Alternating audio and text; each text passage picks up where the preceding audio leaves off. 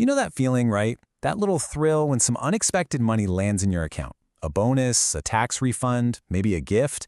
But what you do right then and there, well, that decision can either change absolutely nothing or it can change everything. Let's really get into that choice. See, that extra cash, it isn't just for a shopping spree. For most people, though, that's exactly what it becomes. They treat it just like a regular paycheck, and poof, it's gone in a few days. We've got to start seeing it for what it truly is, a golden opportunity. Okay, so there it is. That notification pops up on your phone, deposit received, an extra $1,200. Your balance just jumped. And what's that first thought? For almost everyone, it's, what can I buy? But what if, for just a second, you didn't do that? What if you just paused? And that is the critical moment, right? Because what happens next, that single decision, it puts you on one of two totally different paths. Let's take a look at the one most people take. We'll call this the spender's path. The path of I want it now. It's that classic mistake of seeing extra money as just fun money, something to blow on things that don't really push you forward financially. And believe me, it is so easy to fall into this trap. So, you're starting here, the full $1,200, sitting in your account. It feels pretty good, right? Like you can do anything for a hot second. But then, that thing you've had in your online shopping cart for weeks? Yeah, you click Buy Now, and bam, just like that, a huge chunk of it is gone. That balance takes a nosedive. And it doesn't stop there. Maybe it's a nice dinner out, a new gadget. Each little purchase doesn't seem like a big deal, but man, do they add up fast. And then you check your account, maybe a week later, maybe just a few days, and this is it. This is what's left. It's like the money just evaporated. So here's the kicker.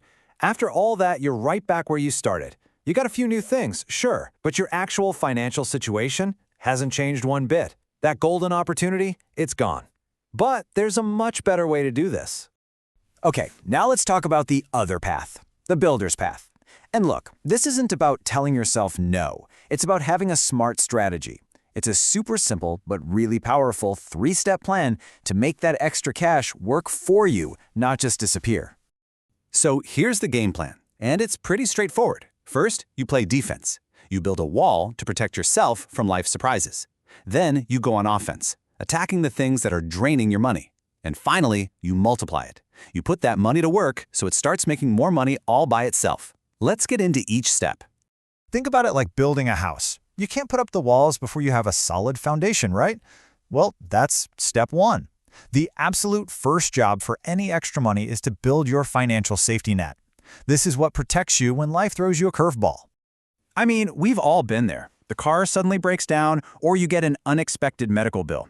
This emergency fund is what keeps a small problem from turning into a financial disaster. It's the buffer that means you don't have to reach for a credit card and go into debt just to handle it. That's why this is always step 1, no exceptions. Okay, next up, let's totally change how you think about debt. Seriously, if you've got a credit card with, say, a 20% interest rate, paying that card off is the same as getting a guaranteed 20% return on your investment. Let me say that again. Guaranteed. You literally can't find that kind of sure thing in the stock market. It is one of the single best moves you can make with your money.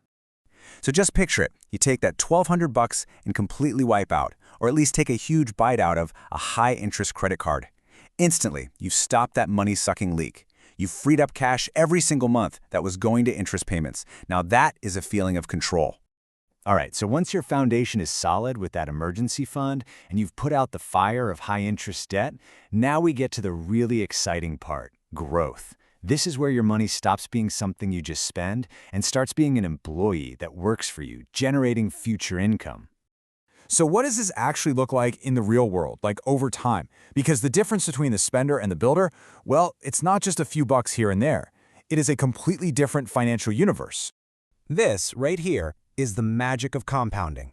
That first bit of money you invest starts to earn returns. And then, those returns start earning their own returns. It's like a snowball rolling downhill. It starts small, but it picks up more and more snow, getting bigger and faster all on its own. Your money is literally doing the heavy lifting for you. Okay, let's put it all together side by side. You've got the spender on one side, the money's gone, their account balance is always hovering near zero, and that financial stress never really goes away. And on the other side, the builder. That exact same amount of money became a seed that's now growing into real wealth. Same starting line, totally different finish lines. And at the end of the day, this choice comes up every single time you get some extra cash. It's not about being rich, it's about being intentional. It's about what you do with what you have. You hold all the power here. You get to pick your path. If you take away just one thing from all this, let it be this. Extra money isn't just for disappearing. It's meant to multiply. That's its purpose. Think of it like a seed. Your job isn't to eat the seed. It's to plant it and watch it grow into something amazing. So, the next time you see that deposit received notification pop up, ask yourself one simple question. Is this money going to become a faded memory of something I bought, or is it going to become the foundation for the future I want? It's all up to you.